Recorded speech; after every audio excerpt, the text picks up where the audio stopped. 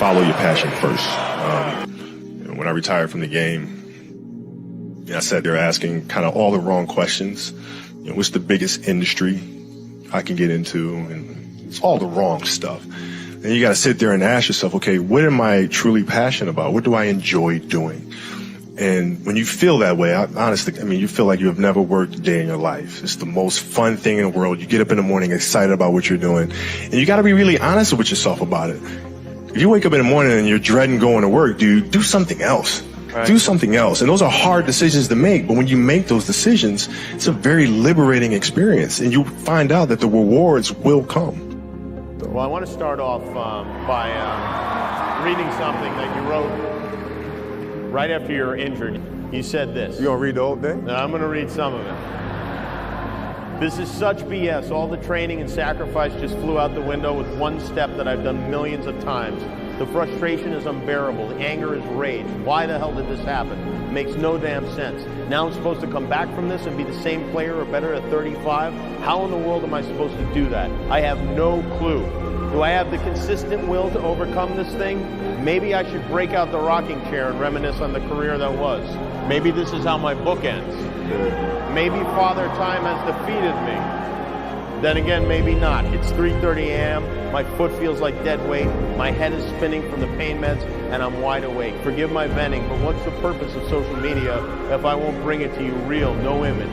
Feels good to vent, to let it out. To feel as if this is the worst thing ever.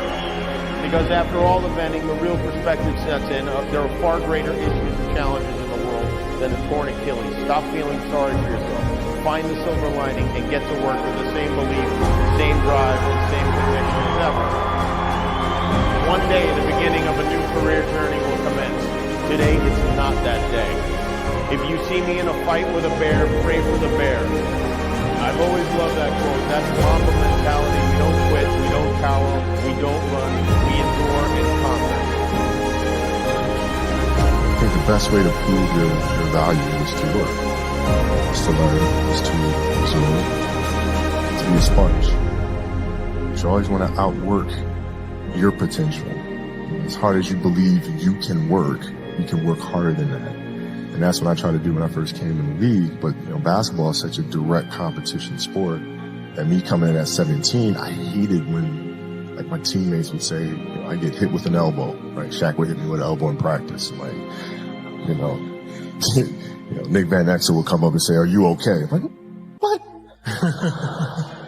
Mao, are you okay? What the hell's wrong with you?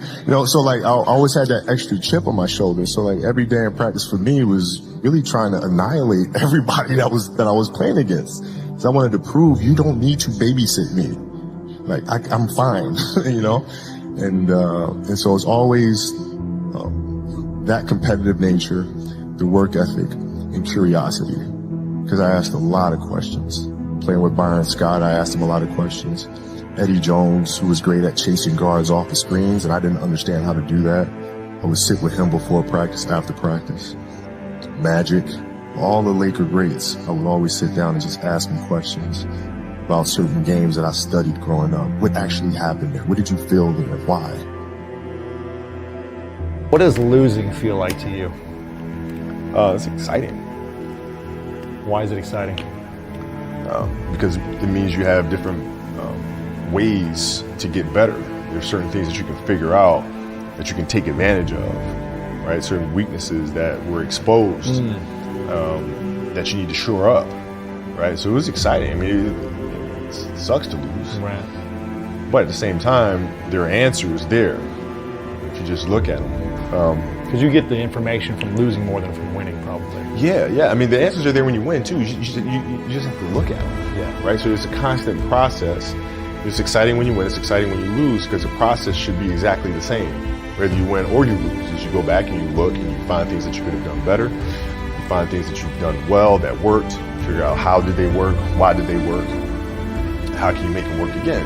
Yeah. And but the hardest thing is to face that stuff. We were playing against the Lakers, Tom, and we were out here in LA. So the game was at 7. So you know what? I'm gonna come to the Staples Center because we're playing. This when the Lakers had Kobe and Shaq. Okay, this is like the championship Lakers. So I'm gonna get there at 3 o'clock. I wanna make sure I make 400 made shots. Get in the car, get to the gym, get there, and as I'm walking onto the court, who do I see? I see Kobe Bryant, already working out. So I worked out for a good hour and a half.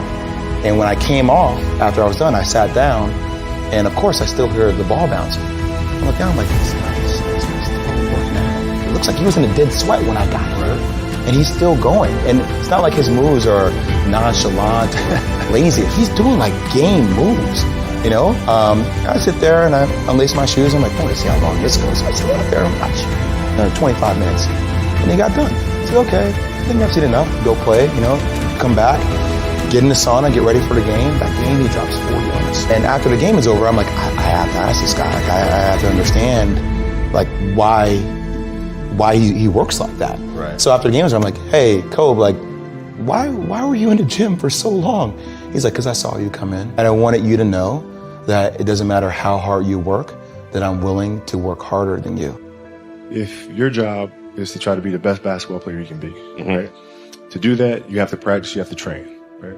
You want to train as much as you can, as often as you can.